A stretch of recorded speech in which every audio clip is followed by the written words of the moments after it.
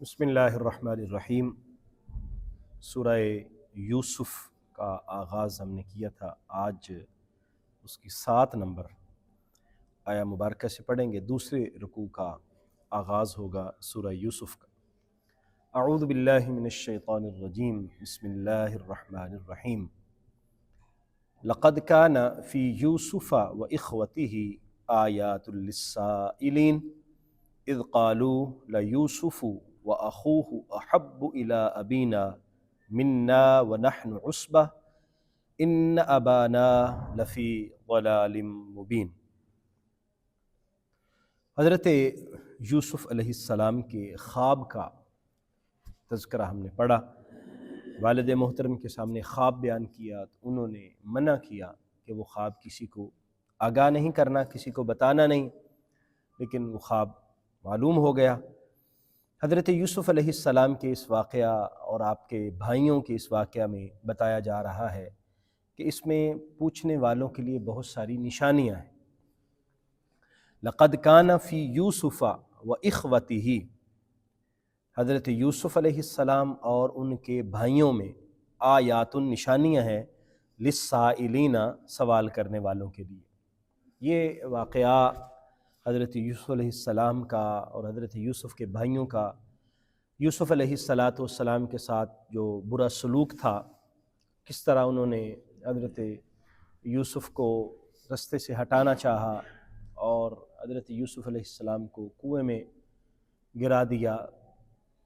ان کو قتل کرنے کی سازش کی۔ تو یہ حسد اور نفرت کی وہ نشانیاں ہیں جو انسان کو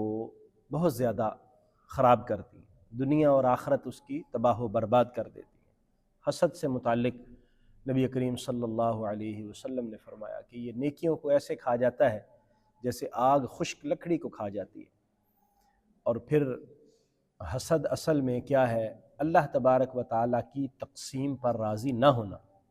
یعنی اللہ نے کسی کو کچھ دیا ہے تو ہم یہ سمجھتے ہیں کہ یہ اس کے پاس نہیں ہونا چاہیے۔ جب اللہ نے دیا ہے تو ہم کون ہوتے ہیں کہ یہ سمجھنے والے؟ تو یہ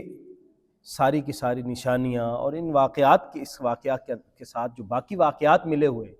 اس میں جو انسان کو نصیحت آموز حکمتیں ملتی ہیں، وہ انشاءاللہ ہم ساتھ ساتھ پڑھتے جائیں گے۔ اذ قالوا لیوسف واخوہ احب الی ابینا، جب انہوں نے کہا کہ یوسف اور اس کے بھائی،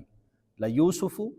یوسف و اخوہ اور اس کے بھائی، یعنی چھوٹے بھائی جو حضرت یوسف کے بنیامین جن کا نام تھا، باقی بھائیوں نے آپس میں مشورہ کیا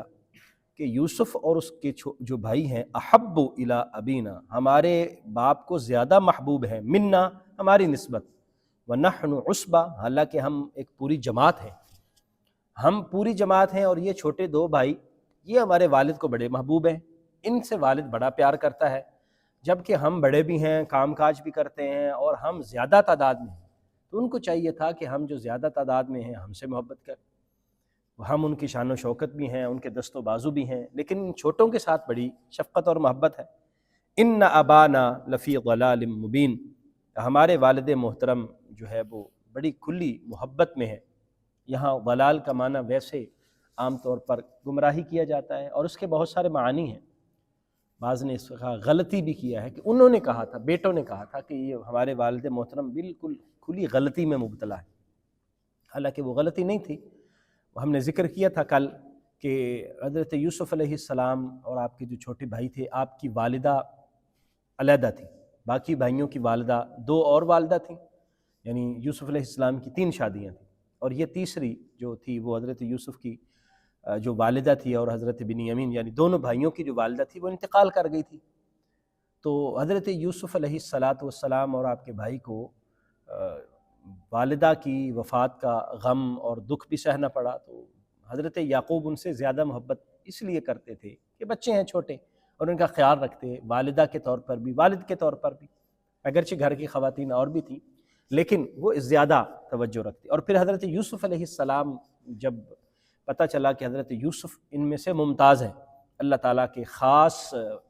رحم و کرم اور اللہ تعالیٰ کی خاص انوار و تجلیات کے مظہر ہوں گے اور نبی ہوں گے، پھر ان پر زیادہ ظاہر بات ہے کہ توجہ ہو جاتی ہے۔ اقتلوا یوسفہ، تو مشورہ کیا کہ یوسف علیہ السلام کو قتل کر دو، او اطرحوہ ارضا یخل لکم، یا کسی ایسی زمین میں پھینک دو، یا تو قتل کر دو یا کسی زمین میں پھینک دو، یخل لکم وجہ ابیکم، اس طرح تمہارے باپ کا چہرہ تمہارے لیے خالص ہو جائے گا، یعنی باپ کی محبت تمہارے لیے باپ خالص ہو جائے گی، یوسف بچے گا ہی نہیں تو پھر محبت تقسیم نہیں ہوگی، تقسیم صرف محبت ہمارے لیے ہوگی۔ وَتَكُونُوا مِن بَعْدِهِ قَوْمًا صَالِحِينَ، اور تم پھر اس کے بعد صالحین میں سے ہو جانا، پھر نیک ہو جانا، توبہ کر لینا۔ یعنی پہلے تو یہ پروگرام بنایا کہ یا تو یوسف علیہ السلام کو قتل کر دو یا پھر یوسف کو کسی دور علاقے میں پھینک آؤ، کہ جب یوسف ہی نہیں ہوگا تو پھر والد محترم کی محبت متوجہ ہماری طرف رہے گی، تقسیم ہی نہیں ہوگی، معاملہ سیدھا رہے گا۔ اور پھر یہاں ایک اور شیطان کے ایسے وسوسے کی طرف اشارہ کیا ہے جو انسان سے گناہ کرانے میں بہت زیادہ کار فرما ہوتا ہے۔ وہ کیا ہے کہ یہ غلطی کر لو اس کے بعد توبہ کر لینا، یہ غلطی کر کو اس کے بعد پھر غلطی نہ کرنا، توبہ کر لو، بس یہ غلطی کر لو،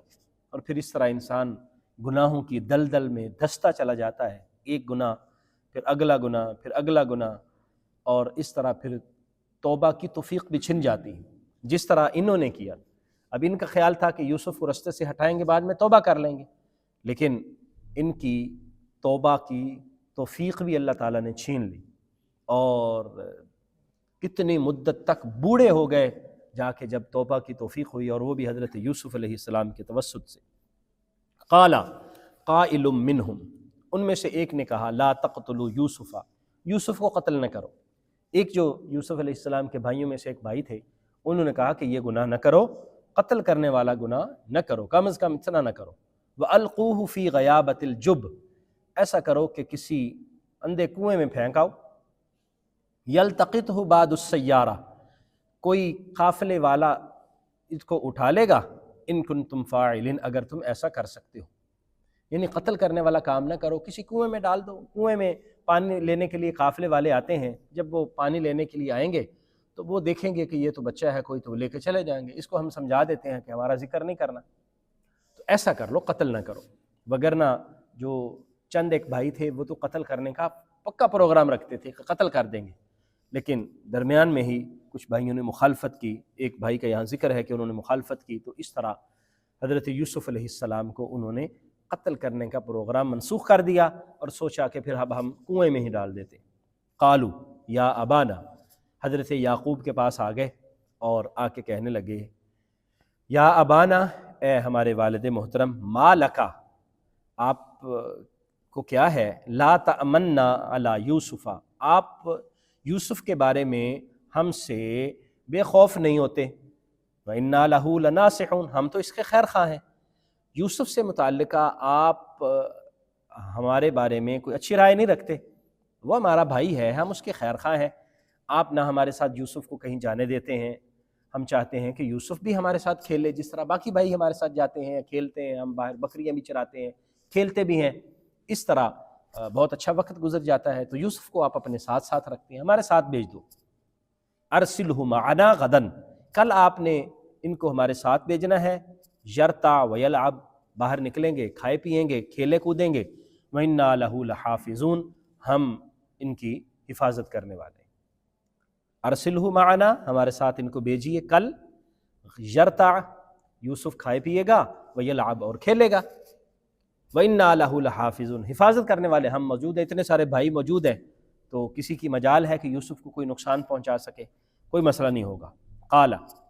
حضرت یعقوب نے فرمایا انی لیحزننی، مجھے یہ بات غمزدہ کرتی ہے، ان تذهبوا به، کہ تم یوسف کو لے جاؤ گے، واخاف، اور مجھے یہ بھی ڈر ہے، ان یاکلہ الذئب،